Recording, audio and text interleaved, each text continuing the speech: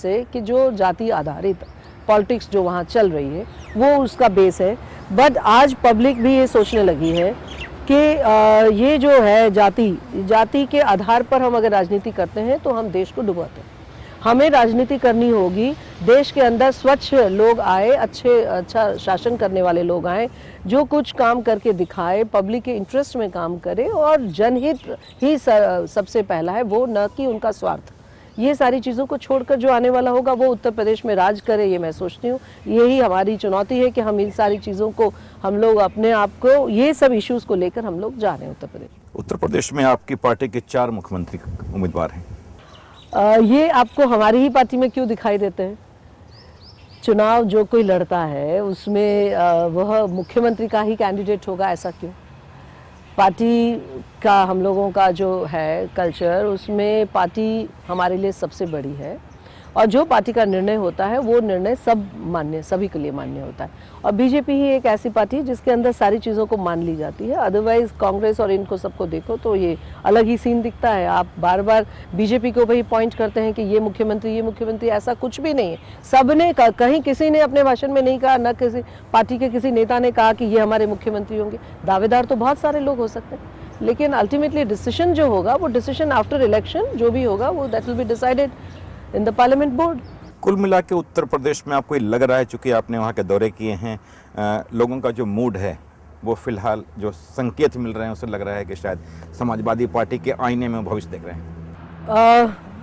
आपको लग रहा होगा, लेकिन मुझे ऐसा कहीं नहीं लग रहा है। मैंने जो चीज़ देख रही हूँ, मुझे ये अब लग रहा है कि लोगों का विश्वास अब इन दोनों पार्टी से उठ गया है, क्योंकि हमने समाजवादी पार्टी की भी सरकार देख ली वहाँ पर, और अब बसपा की भी देख ली, और लोग ये सोचने लगे कि सपा और बसपा ये दोनों को मैंने एक दूसरे का विकल्प बताना ये गलत हो गया। क्योंकि सपा थी तो लोगों ने सोचा कि इसका विकल्प बसपा होगी, उन्होंने बसपा की सरकार बना ली, बसपा को देख लिया। अब उन्हें लग रहा है कि अगर हम ऑल्टरनेट में फिर सपा में जाते तो फिर वो की वही बात होगी। इसलिए इन दोनों से हटके अब कोई नेशनल पार्टी का अगर सोचते हैं तो that will be only and only BJP, जो कि एक अच्छा शासन उत्तर प्रदेश में देकर और उत्तर प्रदेश को विकास की ओर आगे बढ़ा सकती है। एक बात और सामने आई कि समाजवादी पार्टी और कांग्रेस के बीच एक अघोषित तालमेल है, शायद चुनाव के बाद दोनों एक दूसरे के साथ आ सकेंगे। मे भी क्योंकि गुंडे साथ हो सकते हैं।